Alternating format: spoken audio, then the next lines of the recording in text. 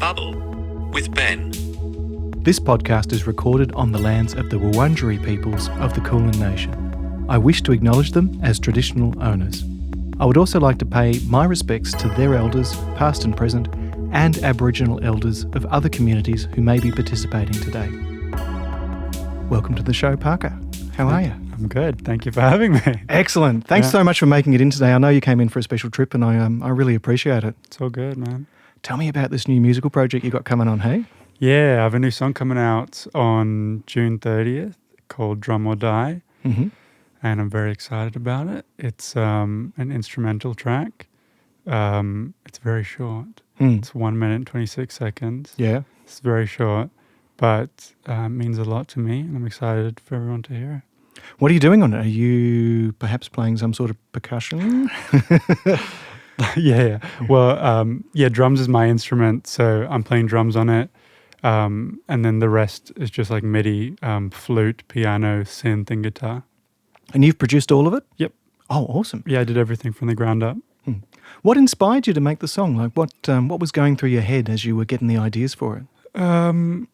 I was listening to a lot of music, as I normally do, and because I'm in like the punk genre, and I found that in punk songs and a lot of pop songs and a lot of just songs in general, the vocals always take the main stage, right? And, I've got no problem with that. And I think if the lyrics are really good and the vocals are delivered well, then it sounds amazing. But I wanted to, because like drums are my instrument, that's where my heart and soul is. So I wanted to do a track where the vocals are the drums. Excellent. Yeah. So that's what I did. I recorded the drums here at Box Hill in the beautiful studios. And yeah, I just played for like a minute, 30 seconds and then was like, yeah, this is cool. I did one take. The whole song is just one take. Wow, yeah. Yeah. And then I came home and I added stuff to it. I added stuff to the drums instead of playing drums to stuff, which is like just what I wanted to do.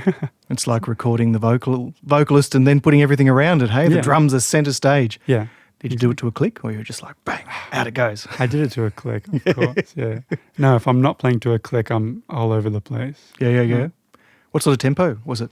It's 137. 137. Yeah, very specific. Yeah. Yeah. Who are your influences as a drummer? Travis Barker is my number one. Blink 182? Oh, yeah. Chad Smith. Chili Peppers? Oh, yeah. I love the Chili Peppers so much. Tommy Lee from Motley Crue as well. And recently Mod Sun. Oh, I don't know Mod Sun. Yeah, so he started off in the early 2000s as a punk drummer. And then he started taking drugs and turned into a rapper. And now he's back to doing punk music, but he's also the vocalist and songwriter. But he plays the drums on all of his songs. And he's engaged to Avril Lavigne. Oh, no way. Yeah. So, he's a big inspiration of mine as well. Sweet. Have you listened to that new Chili Peppers album? I haven't yet. I'm a bit scared to listen to it. I've been thinking that way for the last 20 years. Everything since Californication, I'm like, oh, am I ready for this? But I had a quick listen to it while I was on a road trip, and I actually was really happy with it. Like, it's kind of nice. I mean, the whole story with John Frusciante going and then coming back and then going and then coming back. I tend to tune back in on the albums he comes back on, so this was one of them. Absolutely. Yeah, that's cool. If Chad Smith's on it, I'm going to listen to it probably. Yeah, His totally. drumming, like, I grew up listening to him playing, so, yeah. What sort of software did you use to put what's the name of the new track again, sorry? It's called Drum or Die. Drum or Die, Yeah. all right. So tell us more about the production process of that. Like, what did you use to sort of edit it and stitch it together? I used Ableton. That is that's my DAW of choice. Sweet. And I have this stupid little MIDI keyboard at home. I also have this, I have a Roland electric kit at home. Oh, awesome. That I can use as a MIDI controller. So I can put chords in certain pads and play chords, but like I'm playing a drum set. It's so much fun. So I did that with the synth line. Oh, really? You played a melodic line on your drums? Yeah. That's crazy. So much Yeah. fun. Yeah. So like I focused mainly on just having a good time while making this song over like it sounding super professionally done and all that sort of jargon. But it's a special song. It means a lot to me. It's got a lot of deep meaning to me. Yeah. Yeah. What sort of feelings did you get while you were making this track? That's a good question. I have an interesting relationship with talking about meaning behind my music, and meaning behind art in general. I think this is a personal opinion. I don't like it much when musicians and artists tell the audience or tell the world their like reasons for making a song, not their reasons, but their emotions for this or the meaning for the song. Yeah. Oh no, that's totally cool. I have this blackboard in my room, and on it is just like this big text that I wrote that says, "Giving meaning to art removes all meaning." And my girlfriend really likes that. Yeah. It's just kind of like, I think, one song can mean, this song that I'm putting out could be a like beautiful love song to one person, and then to another person it can be a song about heartache and breaking up with someone. But then if I come out and say definitively that that's not the meaning, then it removes more meaning than it gives. You know what I mean? Yeah, exactly. A lot of artists share. I know off the top of my head, I think Tom York is the same from Radiohead. Like he will not go into detail about what his songs are about because, it does. Yeah, by opening that door, you're closing another interpretation as well. So I respect that. That's totally cool. Yeah. So what are you studying here at Box Hill? Like, are you doing production or I'm performance? doing audio. Yeah. I'm doing like half a degree. So I did like the full degree last year, and then this year I'm taking fewer classes because I got anxiety and stuff like that. So it's just easier to do a little bit less. But I'm focusing on production stuff at the moment. Yeah. I'm the same. I'm only doing maybe one or two subjects here because I do find that, especially by week 11, when you've got 3 big assessments due all on the same Sunday, it's not good for mental health, not good at all. And so, no, I totally understand that. It's... they put you through the ringer here at Box Hill sometimes, don't they? I can see why they do it to sort of get you ready for the professional world, but sometimes it's a lot. Yeah, tell me about it. It is a lot. When do you how far through the degree are you now? Well, this is my second year, so I'll probably do it for an extra year. So instead of doing the 3-year course, I'll do it 4 years. Yeah, cool. And then I'll be able to get everything wrapped up nicely by then. Hopefully. What do you think is going to be at the end of the degree? Do you want to continue making your own stuff, or? I don't know. My main goal as a musician, I guess, is to just make enough money to support my family and support myself, and I want to do that by just playing drums for everyone. Which I've been doing a lot of, and it's so much fun. I love just playing drums. It's so much. It's a great instrument. Who are you collaborating with? Who are you playing with? Everyone that I can. Yeah. I'm kind of like spreading myself a little thinner than I should be, but I'm actually working on a song at the moment with this guy up in the US. Oh wow! Yeah. We're just doing it over Skype calls and stuff like that. It's actually, I'm really proud of the song. It's called Don't Be Afraid. And it'll probably be coming out in, a month or 2 down the track. Sweet. It's like a cool like pop punk song. Yeah. And I'm playing all the drums on it. It's good fun. Yeah. How do you find that long distance collaboration works for you? Do you find that there's a bit of a delay between the back and forth? Like, when you go and put some, I imagine you go and send some stems over to your collaboration partner, and then they would put a treatment on it and maybe put stuff on top of it, and then you get back to it. And how does that tend to work? It can be really annoying at times, figuring out a time to get on a Skype call or like a FaceTime or whatever to actually work on the project together at the same time. we did that mainly for like the lyrical writing aspect of it. But the production and stuff, I mean, after he got the vocals recorded and sent to me, it was pretty much just because I'm a producer as well. So I pretty much did everything after the vocals. Oh, wow. So he's just, so it's more the other way around. You're not sending him the drum stems, he's sending you the vocal stems. Right. Yeah. Yeah. So, which is kind of the way I like to do it. I like to have creative control, which is not good for collaborations, but I like to, when I'm giving the song to somebody else to add a feature or something like that, I give them complete creative control. They can do whatever they want. So if somebody's giving me the thing, I kind of like to do the same situation, do whatever I want to the song, and then send it back to them. If they hate it, then they hate it. Yeah. It's a bit like cooking, isn't it? Like sometimes it's as much about knowing what to put in as it is about making it complicated, isn't it? Like, and I think with a lot of collaborations, right, if you pick a person that's not right for the job, it's going to be very hard to get a good result. And so if you were trying to get a country and western singer to do a screamo punk song, right, it's never going to be the result you want. You've got to find someone that's happy to do it their way. You know what I mean? And that's the right person for the job. And so, yeah, I can totally see how your philosophy works that way. Absolutely. Yeah, for sure. Sorry, man, I'm nervous. Oh, that's all right. You can be a little bit nervous. Yeah.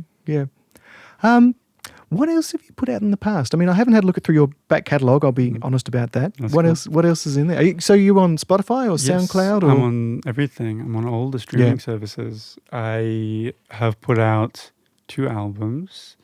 The first one was very bad because I didn't know what I was doing, and I was still in high school. Yep. The second one is not really my current aesthetic. It's more of a trap emo situation. Oh, yep.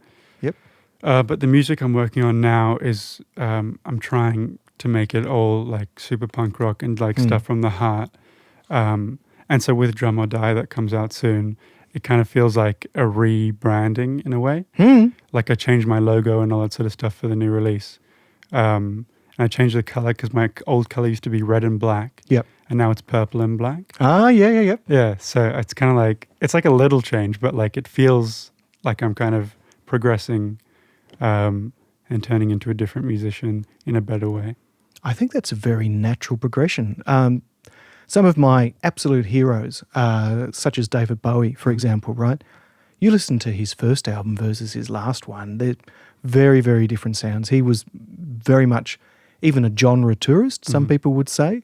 And so I think if you do see artists that maybe stick with the sound of their biggest album and they never escape that trap, and they sort of, it feels uninspiring, doesn't it? Like you can't keep on rehashing the same idea again and again. So I think what you're doing is great. I think it's very natural to progress and as time goes on, change your sound. Absolutely. Yeah, absolutely. Yeah, I mean, as much as I want to make punk music, because that's like when I put my headphones in and click play on Spotify, a punk song will come on. I also want to be like pretty loosey-goosey with it, you know? If I'm just in the studio making a song and it comes out as like an opera song, I'm like, okay, I'll put that out because I like it. Or if it comes out as a jazz song. I've put out lo-fi records before. I put out tons of like hip-hop stuff because I used to be with a record label. Oh, cool. But I left them because they kind of screwed me over a little bit. Oh, whoops. And they were mainly hip-hop stuff. So Yeah. I kind of fell in that trap of just hip-hop. But now I'm independent and doing whatever I want. It's good fun. Yeah, I think that freedom would be something that's pretty valuable, hey? It's kind of stressful, but Yeah. have to be my own manager. But, it's fine. What would be the biggest struggle you have as your own manager? Do you like doing your own publicity, or do you like, do you gig? Do you book your own gigs, or? I haven't gigged yet. I've recently started a band, and we're planning on doing some gigs and stuff like that soon. But for my own personal stuff, I haven't done any live performances yet because I feel like what would I do? Just kind of play drums with who else on stage because all my collaborators are in different countries and stuff like that. Of course, yeah. But yeah, I really hate advertising so much. A lot of artists say that exact thing. Yeah, I hate it so much. It's if I've got like a song coming out in like 3 months, I'll write the post for like when the release date of the post. I'll write it like 3 months in advance and save it in my drafts. Yep. And I just hate it. And like, because I got to do all this stuff on TikTok and all that sort of stuff as well. You got to get those vertical videos happening. The vertical videos? Oh my God. And I hate having my face in videos and stuff like that as well. Really? Yeah. Actually, fun fact, I've released like, I think about 70 songs so far in my career. Yeah. And this Drum or Die is the first song with the cover art that actually has a picture of me on it. All the other ones were just digital or drawings or something like that. But someone have to hold you at knife point going, right, Parker, it's time. Number 70 is your lucky number. Yeah, exactly. You know, it was my sister actually. Really? Yeah. We went to our local park with my skateboard and my drumsticks. Yep. And we did a little photo shoot type thing. It was a lot of fun. And I chose my favorite one. It's the cover art. That's awesome. Yeah. I mean, one of the things I like about this podcast is that I do get to sort of wave the flag for artists that you know don't so much like to not brag, but you know what I mean. Like it's almost like this telemarketer sort of pushing yourself onto someone, going, oh yeah, you know, here I am. Make sure you pay attention to me. And I definitely got it. As a younger artist too, I was like, no, I'll quite happily, you know, slink behind the computer and figure out what's going on at 500 hertz, and and someone else can be on the cover. But I get that struggle absolutely. What's this band that you mentioned just before? Come on, spill the tea. It's with a couple of fellas here at uni. Name some names. Come on. Come on. All right, Jason and Matt. Yep. We kind of like practiced it's like one of those bands where it's like, oh yeah, I'm in a band. You've had like 2 rehearsals. You know what I mean? It's called Mind Goblin. Mind Goblin. Yeah. Which is, it's like a kind of in-joke type situation. So it doesn't make sense to anyone else. But, and we've kind of like structured one song, which I wrote. It's called Pierce Me. Yep. And I think like the plan is that Jason and I are going to write all the lyrics for the band, and we're kind of in discussion at the moment over these, you know, uni holidays of whether or not to get in the studio and record songs or get out at pubs and stuff and perform the songs before we record them. Yeah, totally. Road test them. Yeah, right. So we're probably going to head up the studio during these breaks and get some stuff down pat and get some gigs going. Get the demos, get the structure. Yeah. So you'll be on drums. What's Jason doing? Singing? Jason's bass and vocals. Yep. He's great bassist and great vocalist. Yep. And Matt's on guitar. He's a great guitarist. Awesome. Yeah. That's great. And so that'll be a bit of a new experience for you to start playing live, hey? That'll be a whole new skill set that sort of comes together. Yeah. A whole new set of terror and anxiety. Yeah, right, exactly. But it'll be good. It'll be good. I mean, I find I will speaking, I mean, I haven't gigged a lot live. I've done a couple of open mic nights and that's pretty much it. I've never been paid for a gig as such, but I know as a student of performance here at Box Hill, man, the recitals and the performance platforms as well, you know, the weekly performance platforms, I would be fine up until the band before me, in which case I'd be like, yeah, man. And then when you're on the side of the stage, it's like, oh shit, you know what I mean? Yeah, like, I get you. And there's not even a bar at uni, you know what I mean? Like, at least when you're playing live, I definitely use some liquid courage, definitely. But that's super exciting. Like, you'll have to let me know when you guys start gigging, because I'll certainly start promoting that for you. Yeah, appreciate that, man. Sweet as. Yeah. And so, what other projects have you got? So you've got Drum or Die. You've got Mind Goblin. Yes. And what was the name of your collaboration with the guy in... Don't Be Afraid. Don't Be Afraid. Yeah. Man, you're a busy guy. I am a busy guy. And I'm working on an album at the same time as well. Yeah. Oh, well, tell us about the album. Oh, my goodness. Is it more pop punk? It's more pop punk. Yeah. Don't say that like it's a bad thing. Pop punk nowadays I have an interesting relationship with it because for so long growing up at the later years of high school and all that sort of stuff, like people were scared of punk music. It kind of was huge in the early 2000s. Yeah, when I was straight up. When I was really little. I was born in 2002, so I mean, that's like after Let Go by Avril Lavigne came out, but I still listen to that album like it came out yesterday.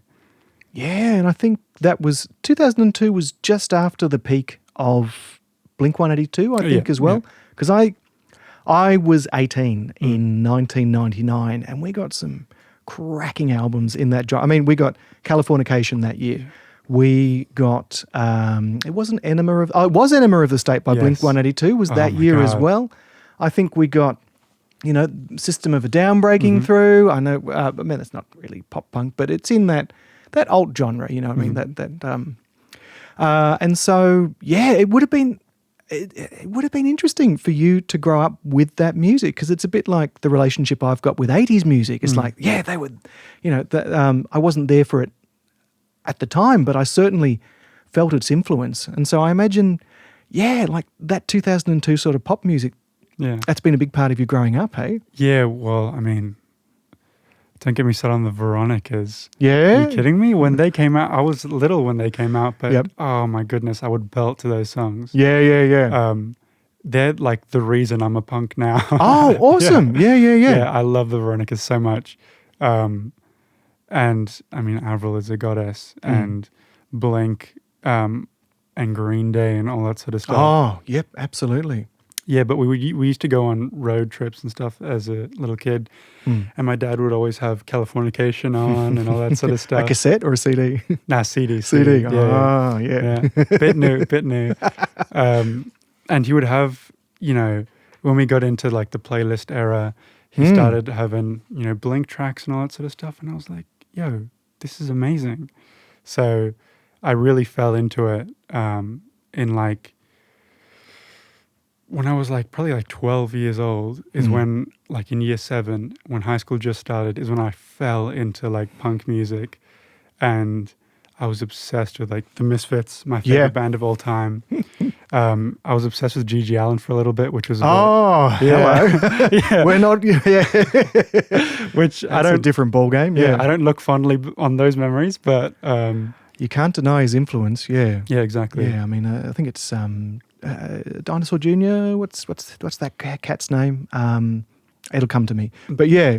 I mean, what was the story? He would just like shit in his hand and throw it out into the audience and all sorts of stuff. Yeah. Wow. Because I was going to ask, like, aside from the pop punk side of things, did you ever get into like Black Flag and? What's the other really? What's some other punk bands that you really sort of adored? Paramore, obviously. Yeah. They were a bit after my time, but I know that they're hugely influential. Yeah, massively. Their drums were always a little bit, their drums kind of got me into, because when I started to learn to play drums, the first song I ever learned was Boulevard of Broken Dreams by Green Day. Obviously. Yep. And so I would always choose really like pop punk tracks with really simple drums, and then just like throw a bunch of fills in there. So I'd always do Paramore songs because they were pretty like steady, like Misery Business and all that sort of stuff. Crush, which is my favorite Paramore song. And so I would just throw a bunch of fills on there, and My Chemical Romance. Oh, I was going to say, the Black Parade. Yeah. Black Parade, exactly. But Blink was always my favorite, and Avril Lavigne was always my favorite female artist. She's not anymore, actually. I'm getting into like some alternative emo music that's leaning into punk. Go on, give me some names. Who's dethroned Avril? Sick Brain. Yeah. With 3 eyes in Sick. Yeah. She was a model originally. She was known because she used to shave her head on stage. She had like a bunch of head tattoos. Yeah. And she's amazing. She plays with a live band, but they also have like 808s and traps over the drums, trap elements over the drums. So it just sounds beautiful, and she screams like nothing else. So Her music is extremely inspiring to me at the moment. And Maggie Lindman, Who's Maggie Lindman? She used to do like white girl pop music, which I mean is a great genre of music. There's nothing wrong with that. And then she did like one collab with Travis Barker during that era where Travis was just doing music with everyone and making everyone a punk artist. And she kind of got really famous from that, or like more famous than she was. And now she exclusively makes emo and punk music. That's just like phenomenal because her voice is really high pitch, like borderlining on Avril high pitch. So, yeah. Cuts through the mix. Yeah, cuts through. Yeah, and she's always got great drummers. I always listen for the drums. I feel like a guitarist would listen for the guitar and a vocalist would listen for the vocals. I listen to it, even if I hate the vocals, I hate the guitar. If the drums are sick, I'm listening to it. It'll save the track, hey? Yeah. I've only just, since I started studying here at Box Hill, is only when I've really started to pay attention to drums. And because one of the assessments that I did either in second or third year was we had to do a whole arrangement for a pop song, right? And then all of a sudden I was like, oh, okay, so if you've got the staff, this one is no longer an F note, it's now the kick drum and that's the snare. And then I was like, oh, fills are important. It's not a dance track anymore. It's like kick hat, snare hat, kick hat, snare hat. No, you're not going to get away with that for 3.5 minutes. And so now I listen out to the drums and I'm like, oh, is there a bit of swing on those 16ths? You know, like, oh, that was a really tasty, fill with the toms there. And as far as like Tool, who are one of my musical heroes, right? I've gained this whole new appreciation for Danny Carey, who's the drummer for that band, of course. And like, I'm just like, man, because people had always told me like, he's sick, he's insane.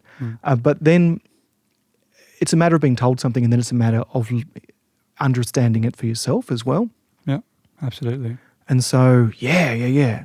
And so I like now, much like you were saying, like drums are now something I start paying attention to as a vocalist, because normally, vocalists do have this reputation for only being concerned with the vocals. Right. Like they'll be more concerned if they are, flat on one note than if the drummer, can't keep time or something like that. They sort of just make up for it.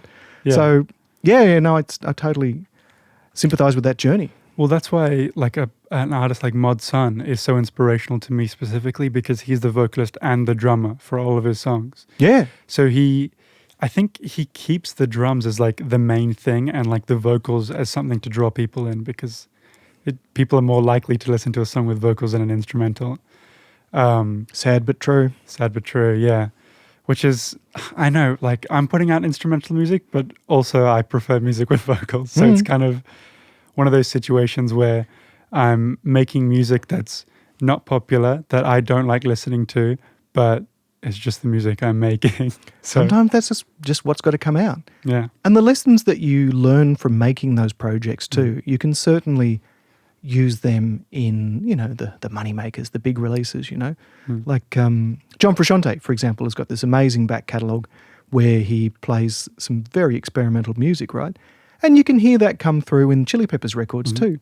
And the same with Pink Floyd, like they've got this record that's got like a cow on the cover, and it's just basically a whole bunch of atmospheric tape loops, right? And you listen to it and you're just like, I have not had enough acid to get into this. But when you then go and listen to Dark Side of the Moon and realize just how much of it is atmospheric tape loops and synthesizers, you go, oh, they had to make this album to make Dark Side of the Moon.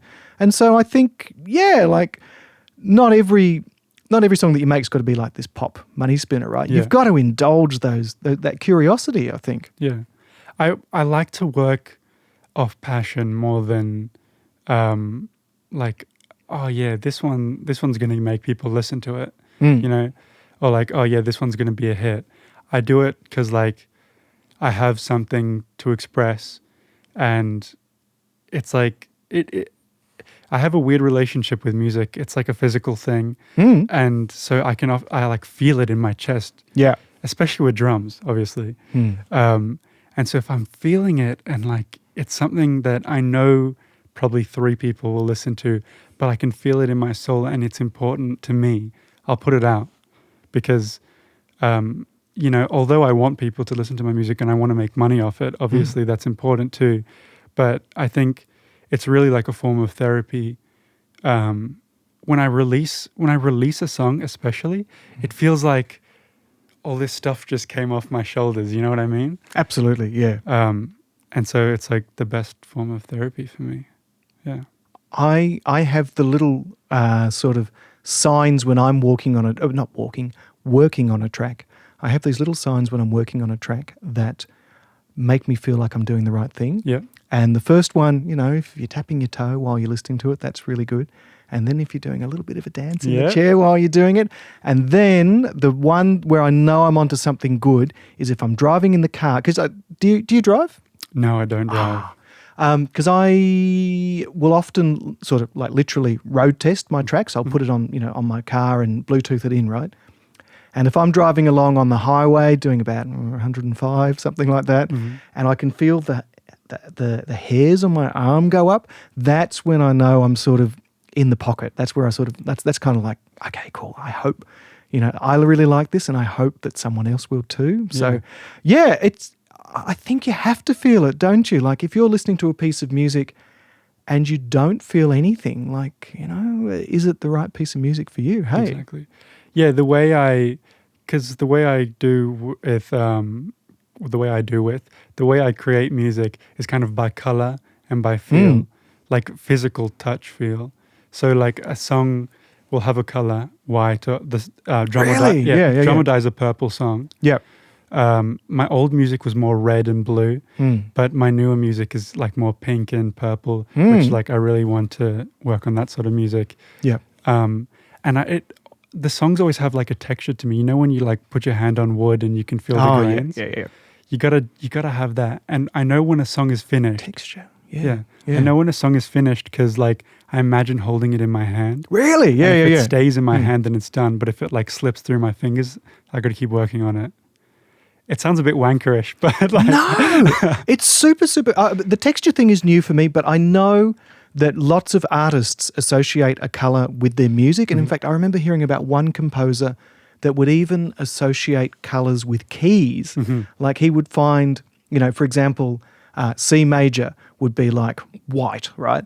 And then E flat major or C minor would be like a beigey sort of color. Yeah. And so, I mean, like, if I was going off the top of my head, for some reason, I want to say that F major is like green. I get it. I totally get it. Yeah. So it's just kind of like, and I normally make the cover art, whatever the color of the song is. And it's interesting because like when I listen to music just out and about, I feel like kind of other artists do the same thing because I can be listening to a song like, this is a white song. And I look at the cover art, it's a white cover art. Oh, like, that's magic. Yeah. And maybe it's because like subtly I had a look at it beforehand or something like that. I don't know. Maybe I'm a bit up myself. I don't know. Not at all. We'll wrap it up there. Yeah. Thanks very, very much for coming on. I know it was a bit late notice, but it's really great that you could make it. Yeah, thank you for having me and thank you for letting me talk about my music and all that sort of stuff. I appreciate that. That's awesome, man. That's awesome. How can people at home find you? Parkar? Yes. Cool. On social medias, I am prod, Lil Parkar. Yep. On Spotify, Apple Music, SoundCloud, everything. I'm just Lil Parkar. Awesome. Very good. Cool. Thanks again, man. Thanks for coming on. Thank you for having me.